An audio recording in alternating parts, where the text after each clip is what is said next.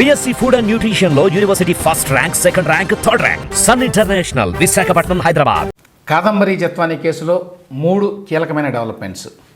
First, ఈ మొత్తం వ్యవహారం ఫ్యాబ్రికేటెడ్ అని చెప్పటానికి, అక్రమంగా పోలీసులు వ్యవహరించారని చెప్పటానికి ఒక కీలకమైన ఆధారం దొరికింది పోలీసులకి. అదేంటంటే, కేసు పెట్టకముందే ముంబై వెళ్ళడానికి ఫ్లైట్ టికెట్స్ బుక్ అయినాయి. అంటే ఉద్దేశపూర్వకంగానే కేసు పెట్టారు అని చెప్పడానికి ఇది ఒక ఎవిడెన్స్గా ఉపయోగపడుతుంది. ఈ కేసు పెట్టింది ఎప్పుడు? కాదంబరి జత్వానీ మీద కుక్కల విద్యాసాగర్ ఇచ్చినటువంటి కంప్లైంట్ మీద ఫిబ్రవరి 2, 2024. సో ఆ రోజు కనుక కంప్లైంట్ ఇచ్చారని చెప్తున్నారు. ఉదయం 6:30 గంటలకి ఇచ్చినప్పుడు సహజంగా పోలీసులు కంప్లైంట్ నమోదు చేసుకున్నారు. నమోదు చేసుకున్న తర్వాత దర్యాప్తు చేయాలనుకున్నారు. అనుకున్నప్పుడు ముంబై వెళ్ళాలి అని చెప్పి నిర్ణయించుకున్నారు. నిర్ణయించుకుంటే ఆ రోజు టికెట్లు బుక్ చేసుకొని చాలా అర్జెంట్ అయితే ఆ రోజు, లేకపోతే నెక్స్ట్ డే వెళ్ళాలి. కానీ ఏం జరిగింది? ఏ రోజునైతే ఫిర్యాదు నమోదు చేసుకున్నారో ఇబ్రహీంపట్నం పోలీసులు, కుక్కల విద్యాసాగర్ ఉదయం 6:30 ఇచ్చాడు ఫిర్యాదు అని చెప్పి రాసుకున్నారు. అదే రోజున 11:30 ముంబై వెళ్ళారు ఫ్లైట్లో. ఎలా సాధ్యం?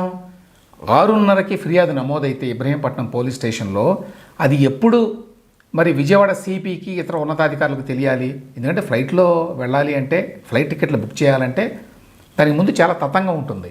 ఇబ్రహీంపట్నం పోలీస్ స్టేషన్లో ఎస్ఐనో, సిఐనో ఈ విధంగా ముంబైకి ఫ్లైట్ టికెట్లు బుక్ చేసుకోలేరు. ఉదయం 6:30 అయితే 11:30 ఫ్లైట్కి వెళ్ళిపోయారు. ఇంకా విశేషం ఏంటంటే, ఈ టికెట్లు ముందు రోజున అంటే ఫిబ్రవరి 1వ తేదీన బుక్ చేశారు.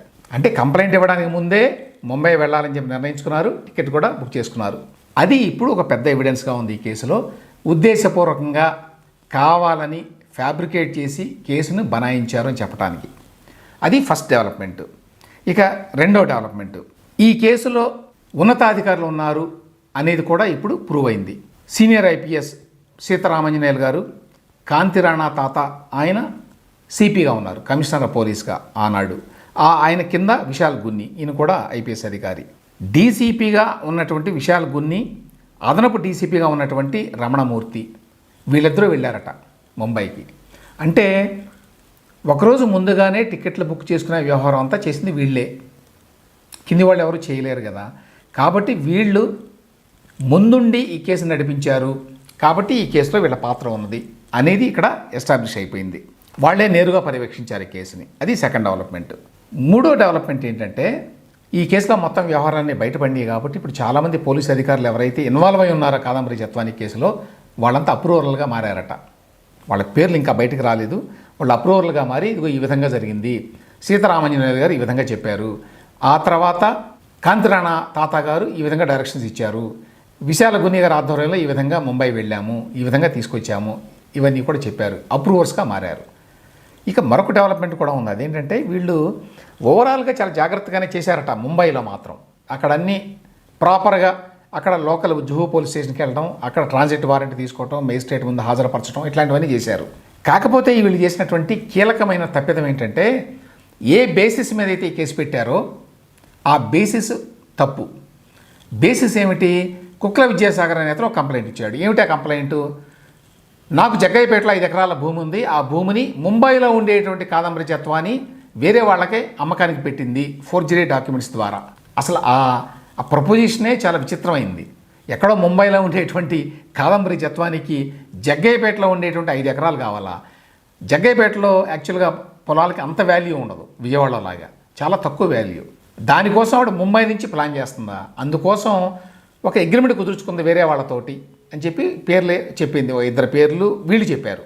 ఆ 2 ఎవరంటే పోలీసులకు తెలిసిన వాళ్ళు, కుక్కల విద్యాసాగర్కి తెలిసిన వాళ్ళు. యాక్చువల్గా వాళ్ళు ఇప్పుడు మాకు అసలు తెలియదని చెప్తున్నారనుకోండి. అది పక్కన పెడితే వాళ్ళతోటి ఒప్పందం కుదుర్చుకున్నారని చెప్పి ఏదైతే ఒప్పంద పత్రం, అగ్రిమెంట్ అంటాం కదా, ఆ అగ్రిమెంట్ ఉందో ఆ అగ్రిమెంట్ మొత్తం ఫ్యాబ్రికేటెడ్ అనే విషయాన్ని కనుక్కున్నారు. ఇప్పుడు కాదంబరి జత్వానీ సంతకాలు అవన్నీ ఫ్యాబ్రికేటెడ్, ఫోర్జ్డ్ సిగ్నేచర్స్. అదొక కీలకమైన ఆధారం.